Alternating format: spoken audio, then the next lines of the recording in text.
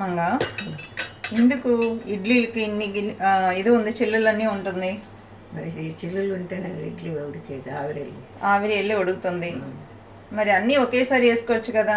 ఇప్పుడు 5 ఎందుకు అలా? అది అయితే ఆయిల్ కుడుమ అవుద్ది, ఇదైతే ఇడ్లీ అవుతుంది. అదైతే ఆయిల్ కుడుమ అవుతుంది, ఇదైతే ఇడ్లీ అవుతుంది. యాక్చువల్గా ఇడ్లీ పాత్రం కదా అబ్బాయిల లాంటిది. ఇడ్లీ అబ్బాయిల కోసమే కనిపెట్టారు. ఎందుకు తెలుసా నీకు? తెలియదు.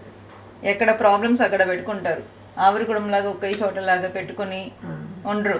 ఫ్రెండ్స్తో ఒక పార్టు, పెళ్ళంతో ఒక పార్టు, తాగటానికి ఒక పార్టు, సరదాగా ఎంజాయ్ చేయడానికి ఒక పార్టు, ఆఫీసులో పని చేసుకున్నప్పుడు ఒక పార్టు, అలా పెట్టుకుంటారు. ఏ అరనే పని చేస్తాయి. అన్నీ కలగాపులగం చేయరు.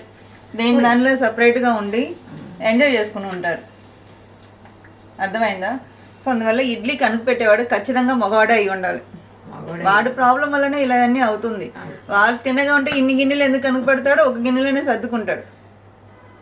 మీకు తెలుసా ఇది?